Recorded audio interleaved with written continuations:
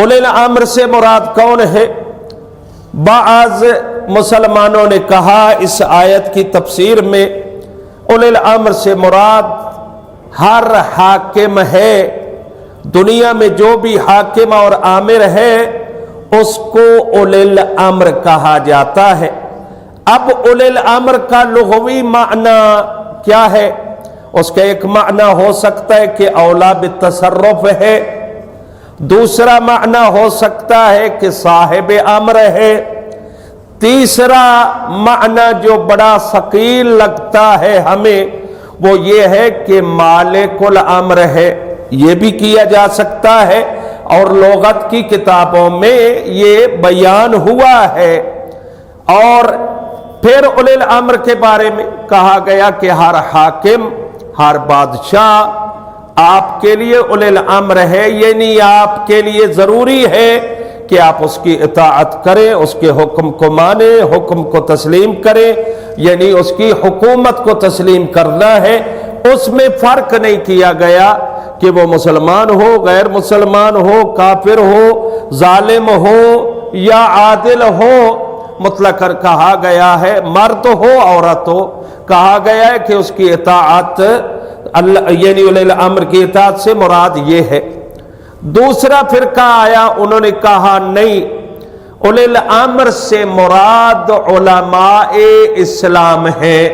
मुतलकन जो भी आलिम है, दीन के बारे में सूझबूझ रखता है, फकाहत का मालिक है, वो आपका उलिल अम्र कहलाएगा। एक और कौल आया कि उलिल अम्र से मुराद खुलफा और राशिदीन है, यानी 4 खुलफा है जिनमें हजरत अबू बकर, हजरत उमर और हजरत उस्मान और मौलाए कायनात सैयदुल मुस्लिमीन अली इब्न अबी तालिब हैं। ये 4 हजरात जो हैं ये आपके उलिल अम्र हैं, इनकी इताअत वाजिब है। तो अब पहला जो कौल है उस पर यह एतराज हो सकता है कि खालिक हर हाकिम की इताअत का हुक्म दे, ये बहुत बईद है, क्योंकि हाकिम जालिम भी हो सकता है, हाकिम गैर मुस्लिम भी हो सकता है। तो खालिक की अदालत के खिलाफ है कि वो किसी अपने मुमिन बंदे को हुक्म दे कि जा फलां जालिम की इताअत कर। इताअत का मतलब ये है कि वो जो कहे, जो करे, आपने उसी पे अमल करना है, उसके पीछे चलना है और वो जालिम के पीछे चलता रहे, गलत काम करता रहे। कल खालिक के कायनात उसको अपने दरबार में बुलाकर कहे तू गलत काम करता रहा, वो कह सकता है या अल्लाह तूने मुझे कहा था कि हाकिम की इताअत करनी है, चाहे जालिम हो, आदिल हो, मुसलमान हो, तो मैंने एक हाकिम की इताअत तेरे हुक्म से की है, तो अब तू मुझे अजाब देगा, तू मुझे सजा देगा। तो जाहिर है खालिक तो इससे बुलंद और बाला है। खालिक ये तो नहीं कर सकता कि वो एक काम का हुक्म दे और फिर उसी पे सजा भी दे, ऐसा नहीं हो सकता। जब एक आम बंदा ये अमल नहीं कर सकता है तो वो तो खालिक है, वो मालिक है, वो कैसे कर सकता है। दूसरा ये है कि उलमा मुराद है। अब उलमा भी खता कर सकते हैं और खताएं होती भी है। उलमा उल मुस्लिमीन में, अब मुस्लिमीन में शिया भी है, सुन्नी भी है, देवबंदी भी है, वहाबी भी है, साबिआ भी है और भी बहुत सारे फिरके हैं। अब उनके उलमा के नजरियात आपस में टकराते हैं, तो अब किसकी इताअत करेगा? वो कैसे पहचानेगा कि उलिल अम्र कौन सा है, किसके पीछे चले? और अगर आलिम से खता मुमकिन है और अल्लाह बंदे को कहे कि इसकी, वो तो खता को जानता है ना खालिक कि ये खता करने वाला है, कहे कि अब इसके पीछे चलो जो खता करता है, और अल्लाह का हुक्म खता के खिलाफ होता है, खता के मुताबिक नहीं हो सकता। लिहाजा ये कौल भी रद्द हो गया। तीसरा कौल कि 4 असहाबे रसूल के पीछे चलना है, जिन्हें खुलफाए राशिदीन कहा जाता है, उनमें से चौथे खलीफा राशिद अली इब्न अबी तालिब है, और तीन को आप जानते हैं साहिबान को कि ये उलिल अम्र है, इनकी इताअत वाजिब है। अब देखें, अल्लाह की इताअत आप पे वाजिब है, रसूल अल्लाह की इताअत आप पे अब भी वाजिब है। अब उलिल अम्र कहां से लिया जाए? वो चारों तो दुनिया से रुखसत हो गए, इनके अकीदा के मुताबिक तो बिल्कुल रुखसत हो गए, लेकिन हमारा अकीदा है कि अली इब्न अबी तालिब है अल्हम्दुलिल्लाह, और हम सलाम करके उन पे बताते हैं कि अली हमारे सलाम को भी सुनते हैं और उसका जवाब भी देते हैं, हमारे वो इमाम हैं, इताअत वाजिब है। बहरहाल अगर ये कहा जाए कि उन चार खुलफा को उलिल अम्र मानना है और उन्हीं की इताअत करनी है, तो फिर इश्काल ये लाजिम आता है उनके मुताबिक भी कि अब जमीन उलिल अम्र से खाली है, वो तो दुनिया से चले गए, जमीन उलिल अम्र से खाली है, अब किसकी इताअत की जाए? या अल्लाह ने अपनी मखलूक को ऐसे ही छोड़ दिया है कि उनका कोई मरकज नहीं है जिसकी तरफ रुजू करे? तो बहरहाल ये अकवाल और भी अकवाल बहुत सारे हैं। चौथा कौल है अहले हक का। मैं ऐसे कहने का हक रखता हूं क्योंकि मैं हक से मुतमस्सिक हूं, और वो शियान अली इब्न अबी तालिब ही हैं जिन्होंने हकीकत को पहचाना, जाना, उसके पीछे चलते रहे। वो कहते हैं, और इसकी तायीद जो अभी मैं कहने लगा हूं बहुत सारे सुन्नी उलमा ने भी की है।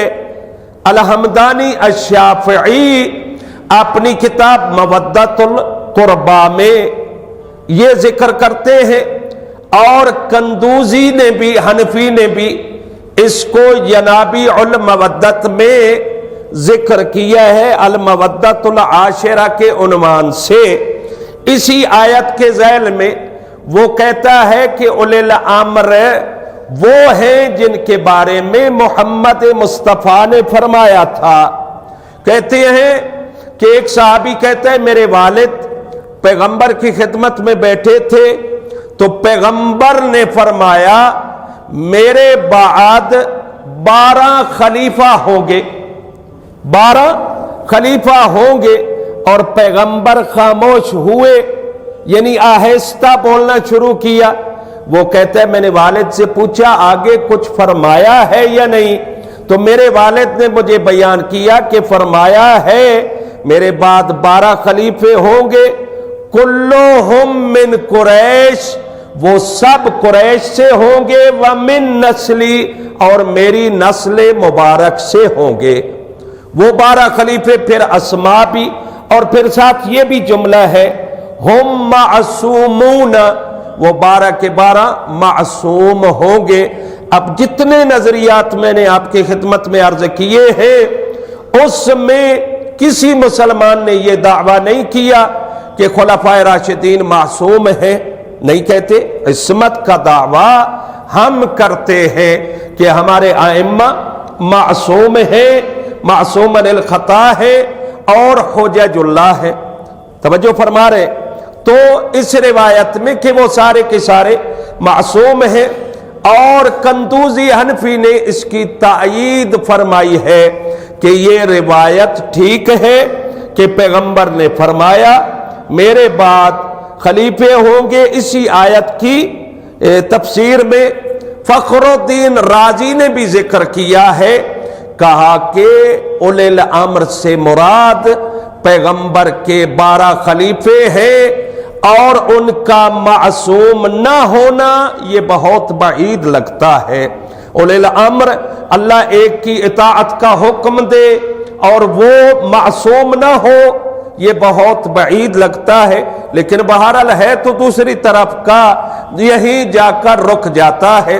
तो हमने ये कहा कि मासूम है उलिल अम्र, और जमीन भी खाली नहीं हो सकती है क्योंकि अब भी उलिल अम्र मौजूद है जिसका पैगंबर ने अपनी जिंदगी मुबारक में जिक्र फरमाया है कि आखिर ज़मान में ایک آئے گا جو انہی 12 خلفاء میں سے ہوگا، اس کا نام محمد ہے، میرے نام پر پیغمبر نے فرمایا وَإِسْمُهُ اسمی، اور اس کا نام میرے نام جیسا، لقبہ لقبی، اور اس کا لقب بھی میرے جیسا ہوگا، وَكُنِيَّتُهُ کنیتی، اور اس کی کنیت بھی ویسی ہوگی جیسے مجھ محمد کی کنیت ہے، اور وہی اس کے اوصاف ہیں، بہت ساری علامات بھی ذکر کی گئی ہے، اب موجود ہے۔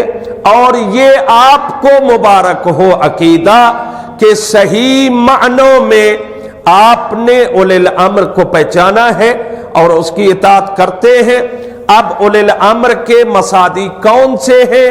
وہ 12 امام ہیں، ان میں سے پہلے علی ابن ابی طالب ہے، اور آخری محمد مہدی عجل اللہ فرجہ الشریف ہے۔ تو یہ اولی الامر کی وضاحت ہے۔ تو 3 اطاعتیں ہیں۔